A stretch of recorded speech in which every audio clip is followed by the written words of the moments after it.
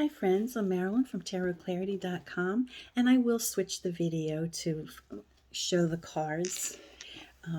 But I know every now and then it's important to put a face to the person who does the videos, and so I just wanted to do that for this video. I got the idea for this video from a comment made by one of my viewers, Dora Ferreira, and I hope I pronounced your name right, Dora. In reference to a video I did, I think in July of this year, about Amelia Earhart. I think I did it on the anniversary of her death, which was sometime in July. And I asked the universe in general, what was the fate? What happened ultimately to Amelia Earhart? And so Dora commented on how we both appear, I think, my understanding from her comment is that we both came up with the same conclusion, that the same thing is what happened, but she saw a different aspect, right? She had different flavor of the cards. She interpreted some of the cards in a way different than I did, even if we both came to a similar conclusion. And I thought that was really interesting because that happens. How many times on social media that you see somebody puts out a spread, right? And they put out cards and they come up with a conclusion, and you scratch your head and you say, oh, how'd they come up with that? And I have to admit, sometimes I do too. Except that I used to, but I don't really come at it from that perspective anymore. And Dora didn't. I'm not saying that Dora did, because ultimately our perspectives or our understanding was the same, but it's interesting because, to get to that conclusion, you might pick up on different things, or have a different understanding of a different aspect of something that happened. I mean, certainly when somebody goes missing, like Amelia Earhart did, right? There's lots, it's multifaceted, right? So I might pick up on some aspect of those last moments or the dynamic that led to it.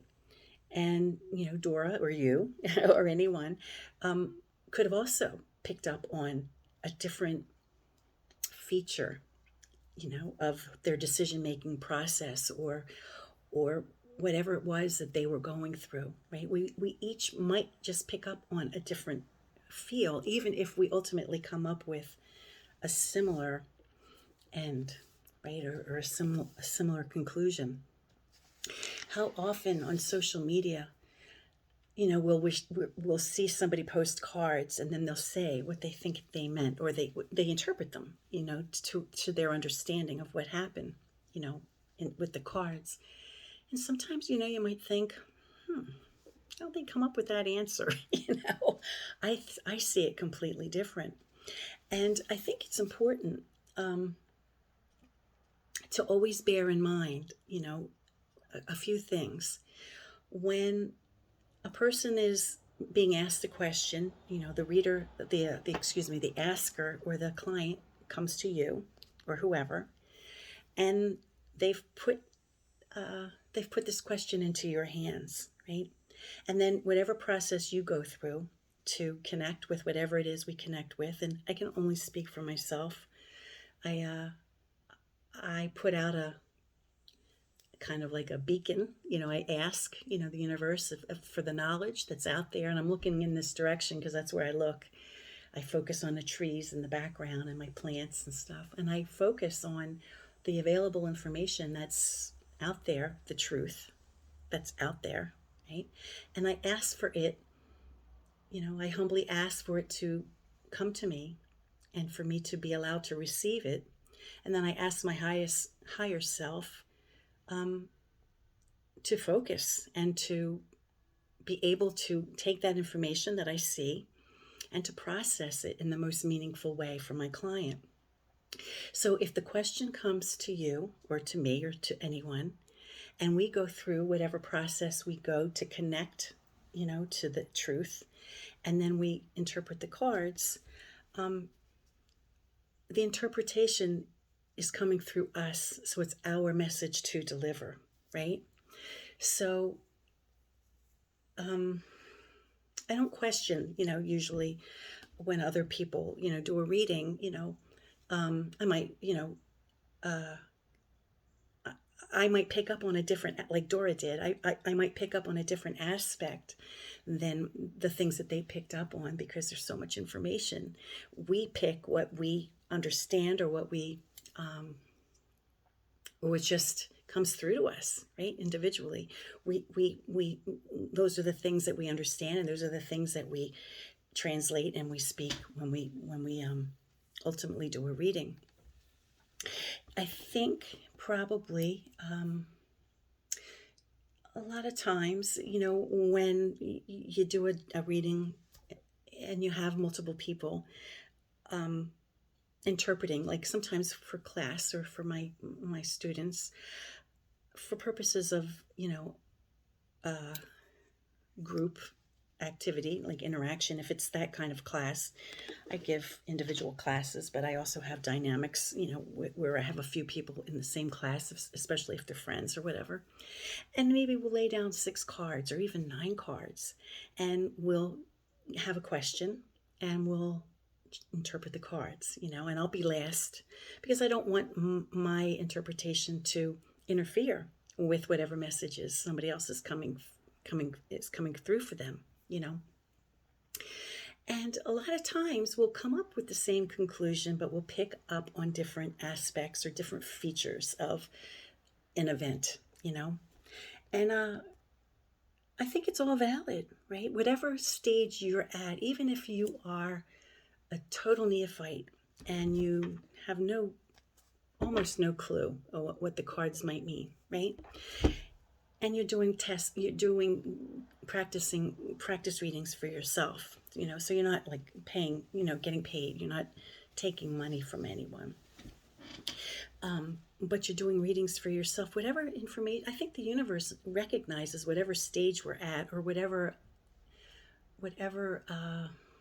level of understanding we have. I think it gives it to us at that stage, right? And then when you ask yourself to interpret it in the most meaningful way, there's a sincere connection. There's a connection to there, and then to process it and then deliver, right?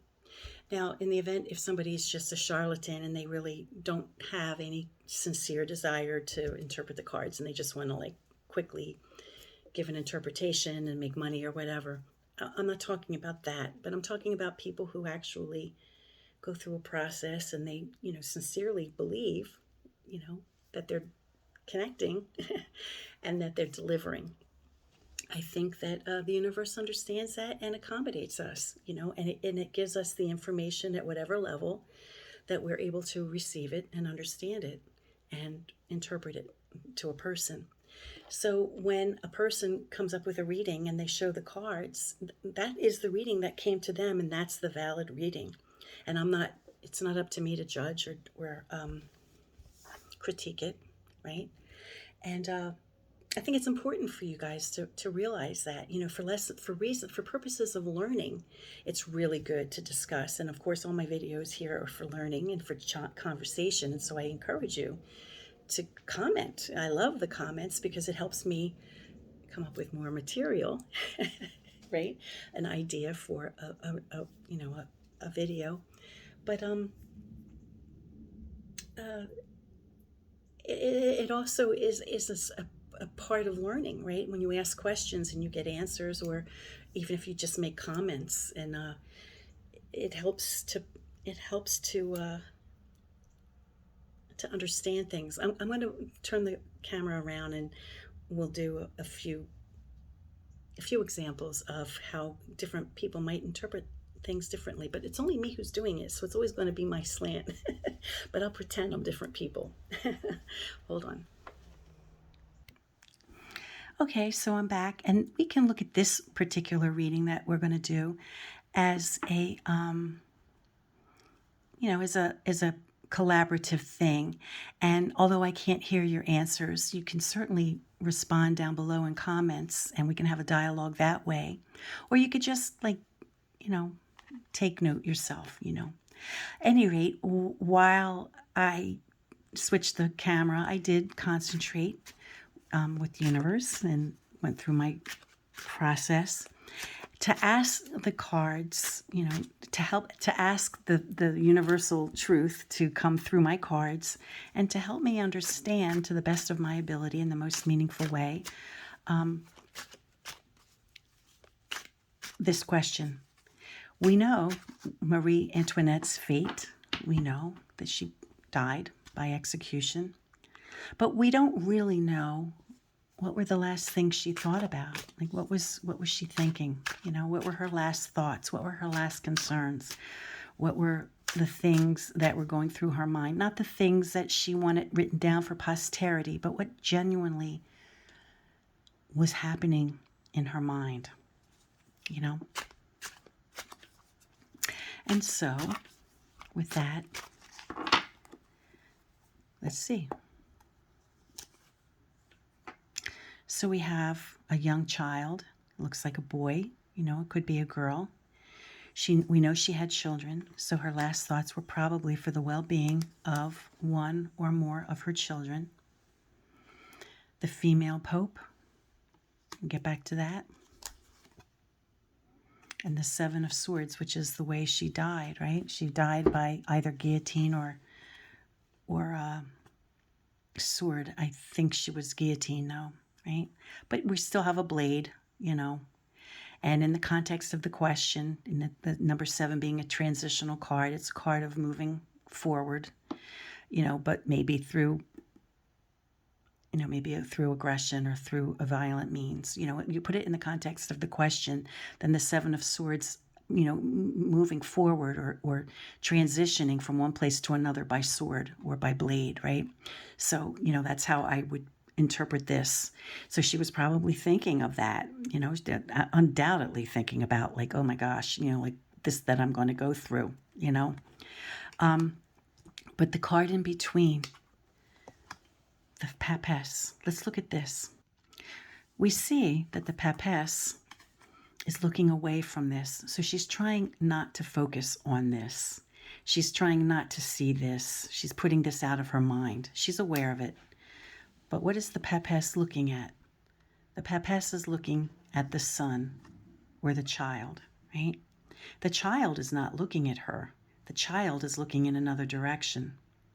So it's possible that she's, melancholy or sad or reflective of the idea or the realization that, not only is she losing her children or this particular child, but that child is distanced from her, and not just because she's going to die, but maybe because of the separation. Maybe she wasn't able to see him or her. I don't know what the visitation was like for her.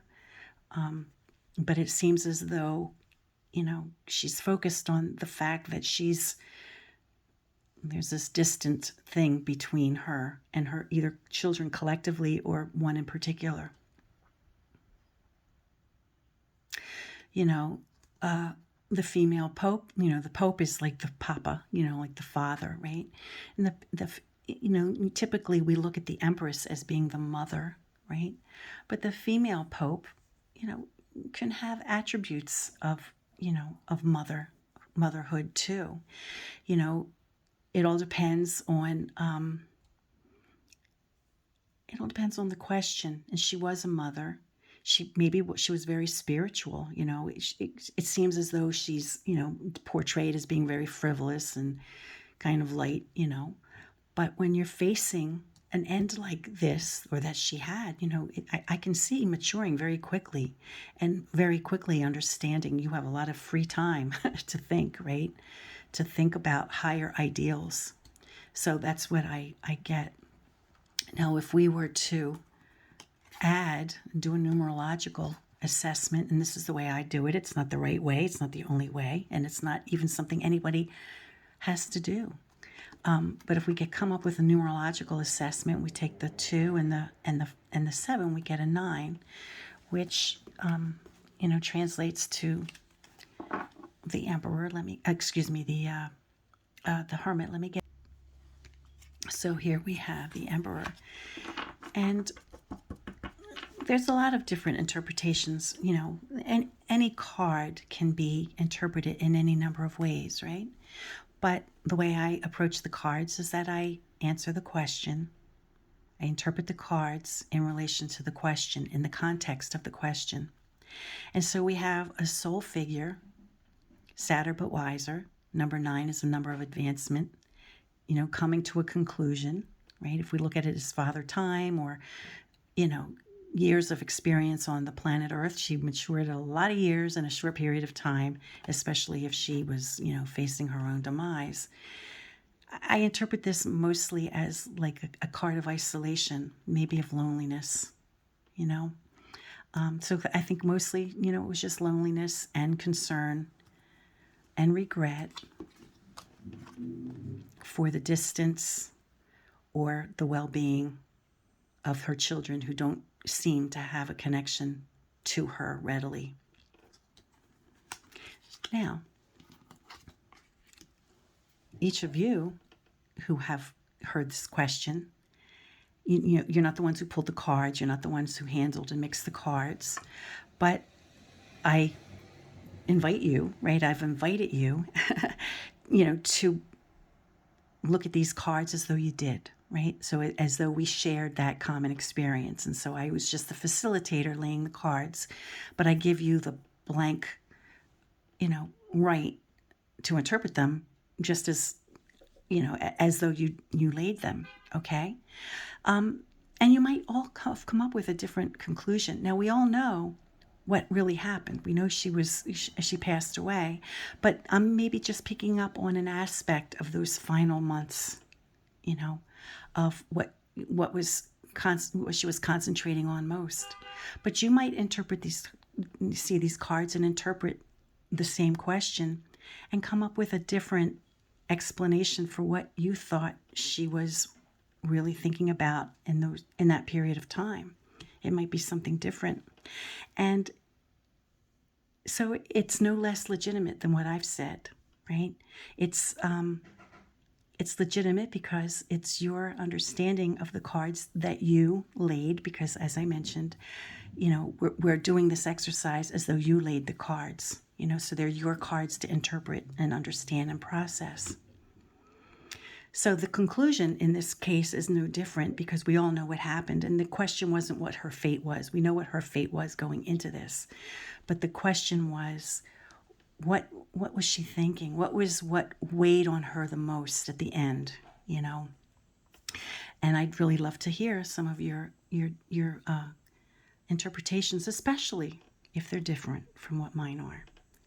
And I hope this has been insightful and instructful, and I thank Dora very much for having been the catalyst to make me think of this this video.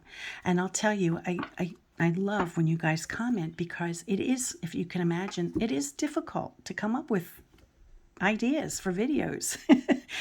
So the more you comment and the more, you ask me questions, the more I sometimes get an idea for video. And I want to give credit to this deck. It's the Nicholas Conver Tarot of Marseille by the folks over at Artisan Tarot. Go to their website. You can still get this, you can still buy it through their Kickstarter campaign. I think you can still get this. And they have some good things coming up in future months. Also in October, they're doing a weekend workshop, October 8th, 9th, and 10th. And I've been invited to do a lecture. And I've been preparing lectures, which is why I'm maybe not doing as many videos as usual, because I've been spending a lot of my time doing lectures, preparing my lecture, rather. So go ahead on over to Artisan Tarot if you're interested in the weekend event, their weekend workshop. You can sign up for it there. Until next time, friends, peace and stay well.